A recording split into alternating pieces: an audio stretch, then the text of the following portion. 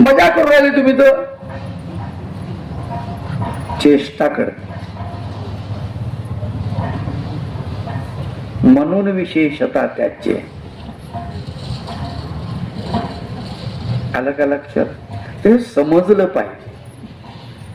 आमची गंमत अशी असते की आम्हाला समजत नाही, अगोदरच आम्ही अर्थ वाचलं की अर्थ करायला लागतो, आपल्या मनानं अर्थ जोडतो. असं नाही, अर्थ जोडण्याचा अधिकार भाष्यकारांना आहे, त्यांनी अर्थ जोडून ठेवले आहेत. तुम्ही फक्त वाचा, ते काय म्हणते ते ऐका आणि मग त्याच्यावर टिप्पणी द्या. तस या ठिकाणी काय सांगितलेलं आहे? 14 विद्यांचा ज्ञाता. अगोदर म्हणतात वेद विद्यांचा तत्ववेत्ता. वेद विद्या जी आहे तत्वाप्रमाणे त्यांनी जाणली आहे. आणि 14 विद्यांचा ज्ञाता म्हणजे 14 विद्या त्याला नुसतं येत नाहीत, तर त्याचं ज्ञान त्याला आहे. ज्ञानाचा उपयोग आम्हाला करता आला पाहिजे, त्याला ज्ञान येणं असं म्हणतात. एका माणसाला ज्योतिष येत होतं. ज्योतिष आतमध्ये बोलू नका, मंदिरामध्ये शांतता राखा.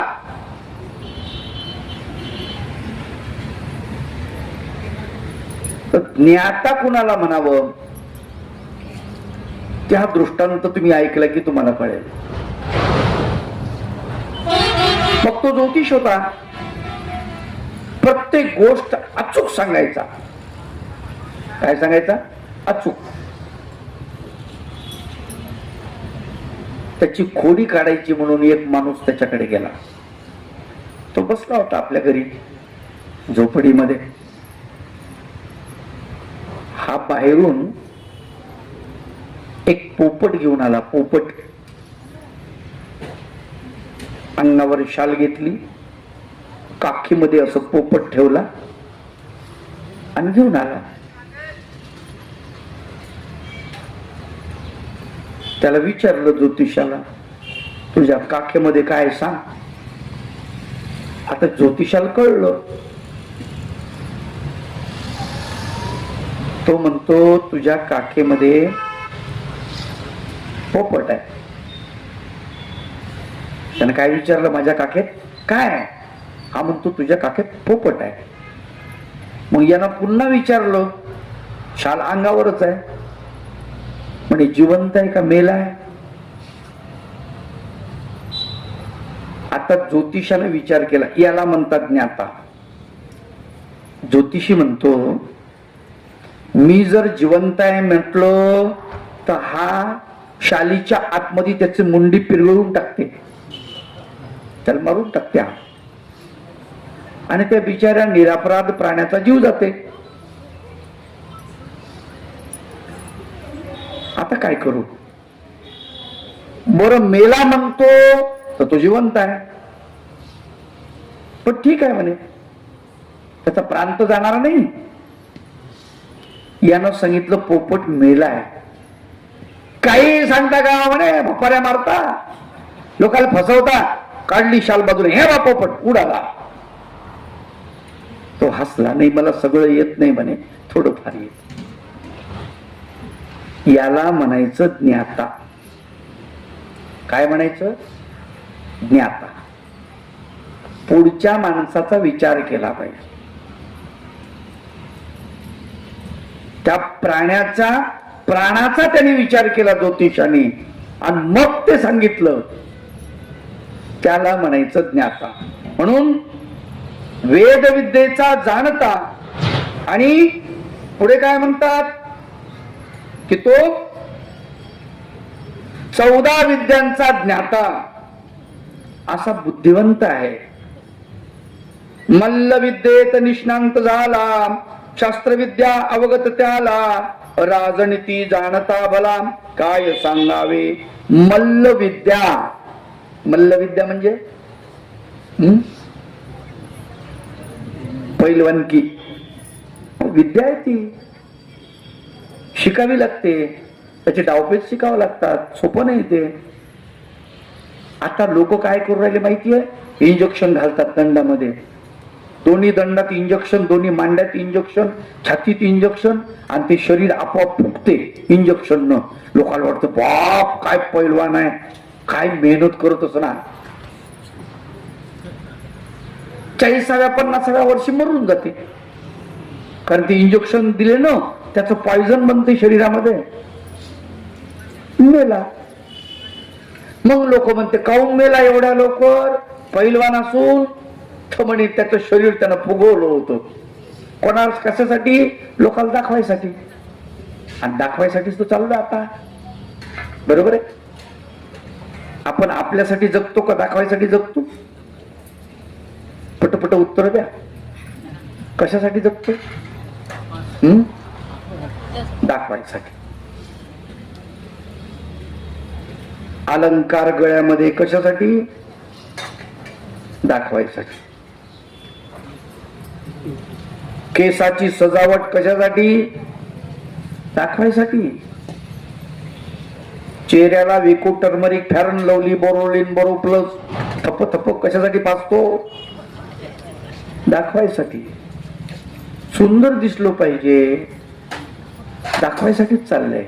अरे येडे हो, तुम्ही ज्याला दाखवायले ना ते बी घरून दाखवायलाच निघालो. तुम्हाला वाटते मीच हुशार आहे, बरोबर आहे की नाही? ते हुशार आहे ना, पुढचं बी सगळे हुशार आहेत. सगळं दाखवण्यासाठी आहे. स्वतःला काही फायदा आहे का? मखमली वस्त्र कवीश्वर व्यासांना कोणीतरी दिलं, शर्ट अंगरखा, आणि ते मखमली वस्त्र घातलं. घातल्यानंतर वरून मस्त चमचम चमचम चमचम कायले, खूप छान वाटायले मस्त.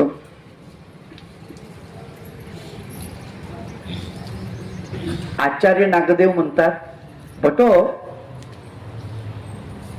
याला, या शर्टाचा, या अंगरख्याचा तुम्हाला काही फायदा आहे का? म्हणले नाही, आतून टोचायले. अहो म्हणले मग अंगाला तर फायदा झाला पाहिजे. हा हे बरोबर आहे म्हणे. काढलं, उलट केलं, अंगात घातलं. आत्ता नरम लागत आहे म्हणे आतून. आपण म्हणू येडा माणूस येतो.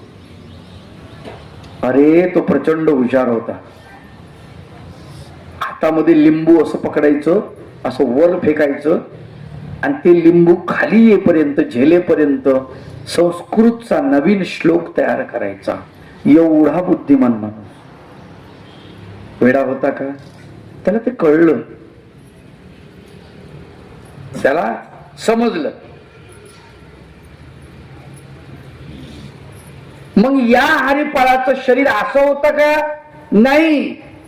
मल्लविद्येत निष्णांत होता, स्वतः मल्ल होता, दुसऱ्यालाही पैलवानगी शिकवत होता.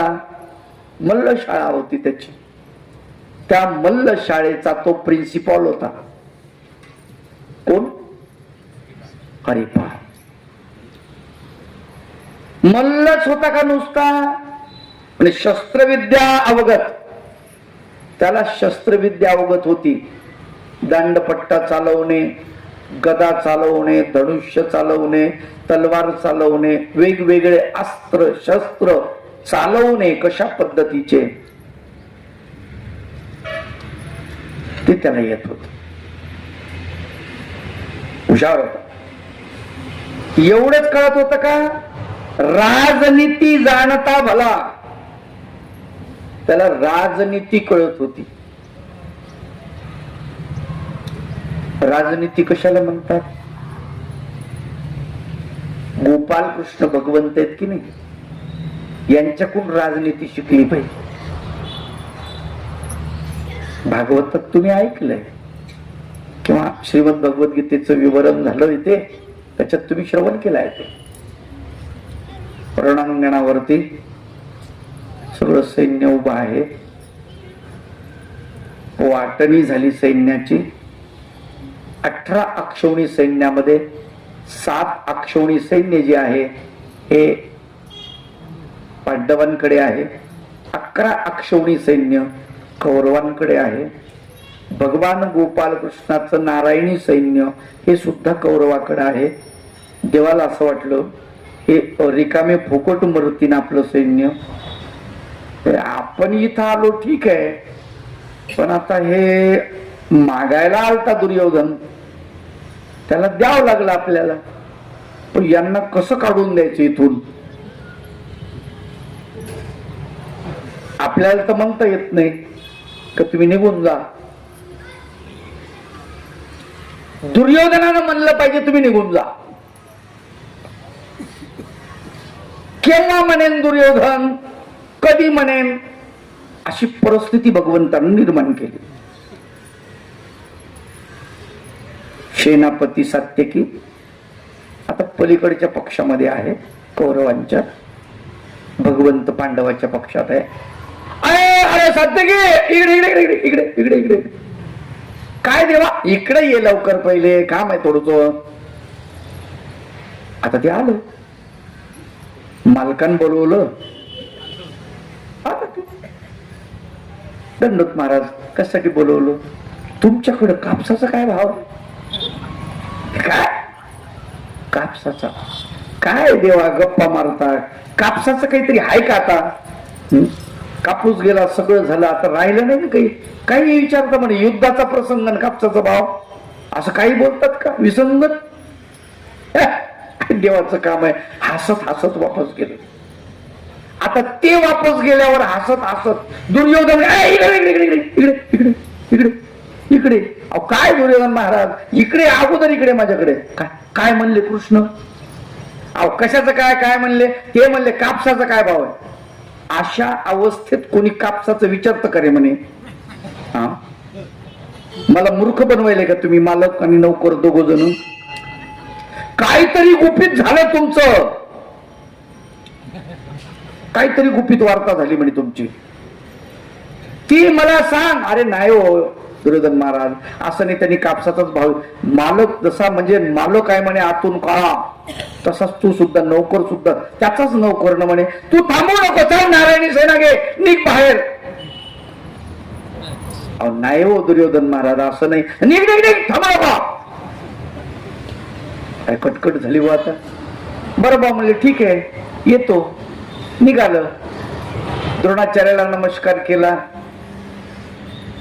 भीष्माला नमस्कार केला, कर्णाला वगैरे सगळ्यांना हात जोडले. म्हणले येतो मी आता, मला काढून द्यायले.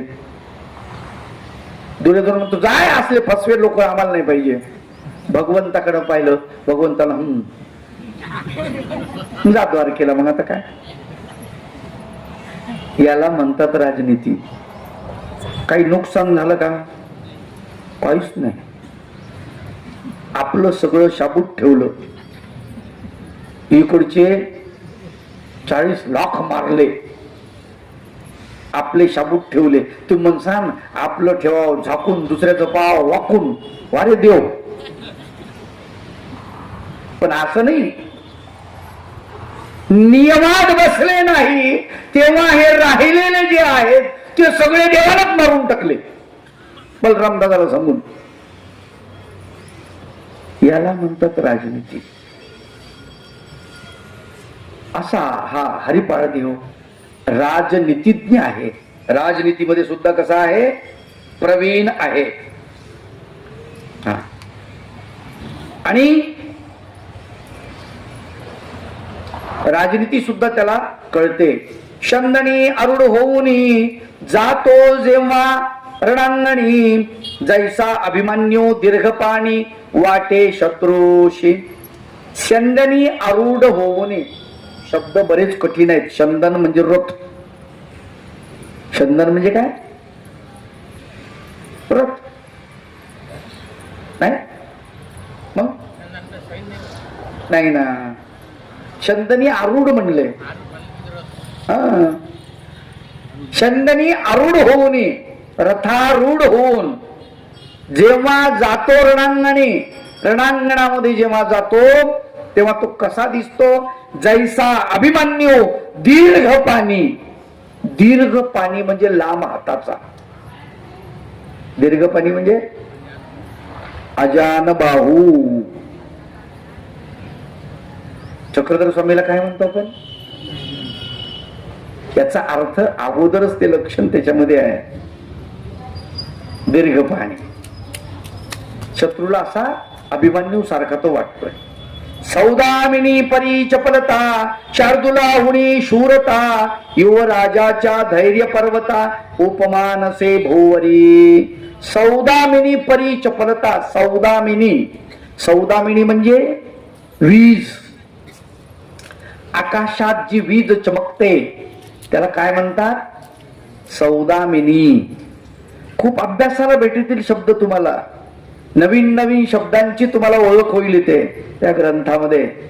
मराठी साहित्य तुमचं एकदम असं वाढणार, शब्दसाठा वाढणार आपोआप त्या ग्रंथामुळे. सौदामिनी परी चपलता, विजेसारखी चपलता त्याच्यामध्ये आहे. शार्दुलाहुनी शूरता.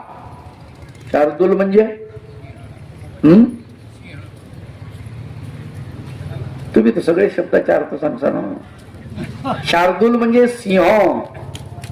शार्दूल म्हणजे काय? सिंह.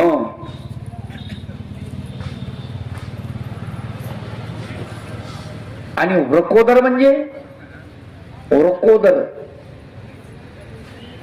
ज्याचं उदर मोठं आहे, विशाल आहे, वाकडं आहे, असा भीम, त्याला वृकोदर म्हणलेला आहे. विशाल पोटाचा उदर, वृक उदर असं आहे.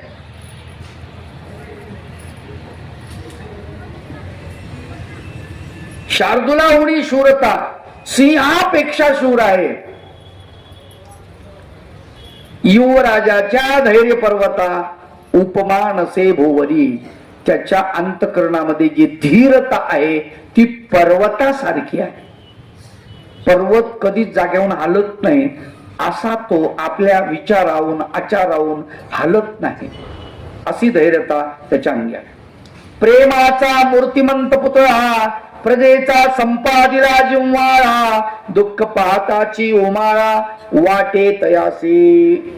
प्रेमाचा मूर्तिमंत पुतळा, त्याच्या सर्वांगात प्रेम भरलेला आहे. डोळ्यात प्रेम आहे, तोंडात प्रेम आहे, जिभेवरती प्रेम आहे, कानामध्ये प्रेम आहे, चेहऱ्यावरती प्रेम दिसतं, बाल प्रदेशावरती प्रेम दिसतं, छातीवरती प्रेम दिसतं, पोटावरती प्रेम दिसतं, हातावरती प्रेम दिसतं, तळव्यावरती प्रेम दिसतं, सगळीकडे प्रेमच प्रेम दिसतं.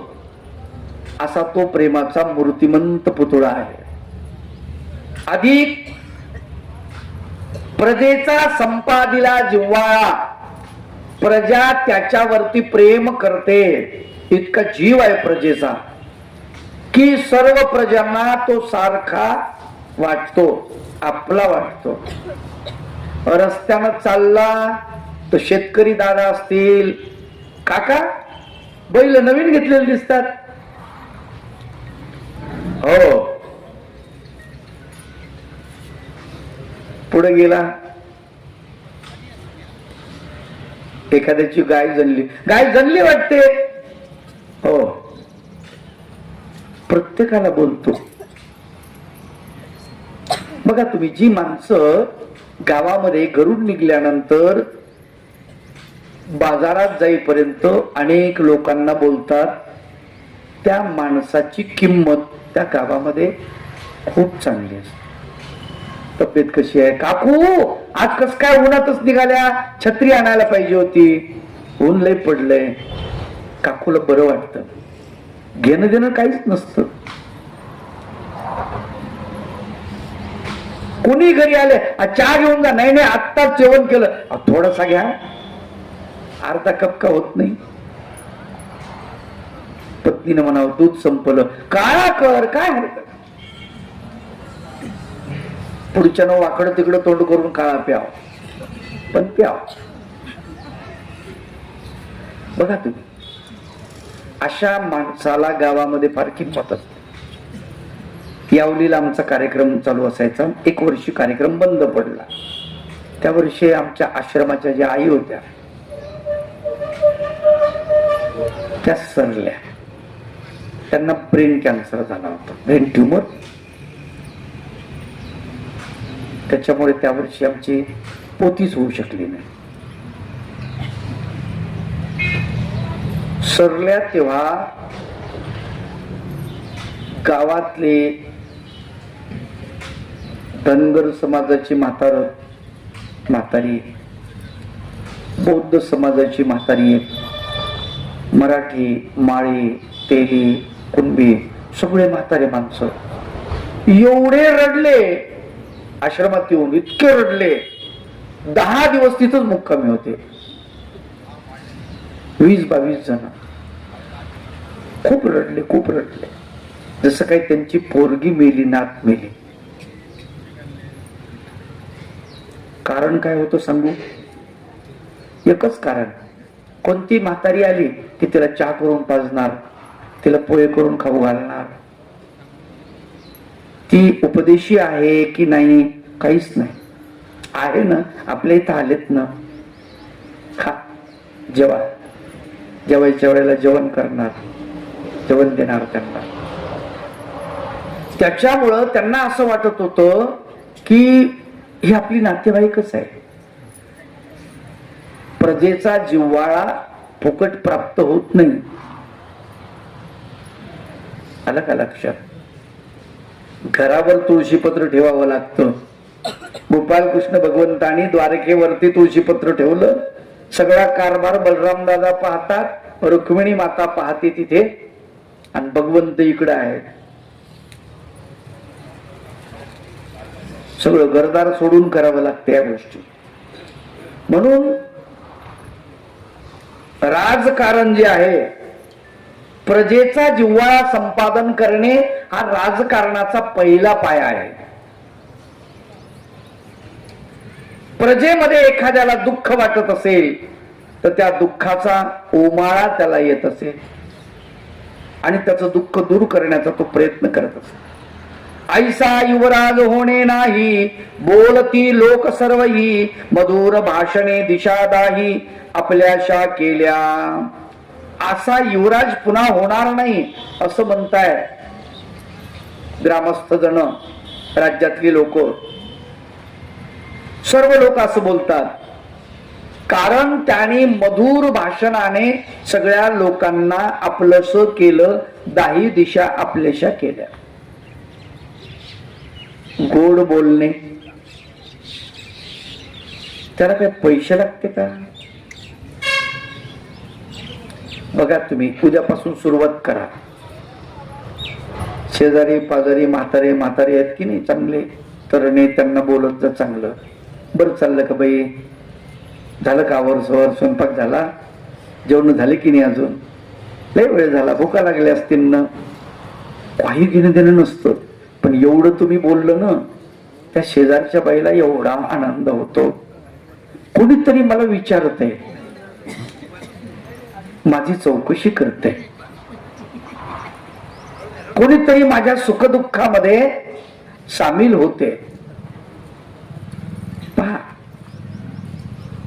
प्रयत्न करून बघा.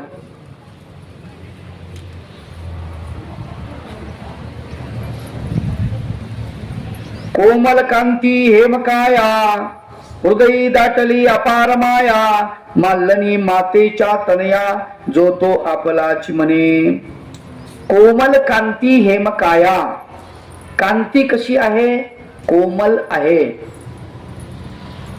अजून हेमकाया म्हणजे सोन्यासारखी, सुवर्णासारखी. हेम म्हणजे सोनं.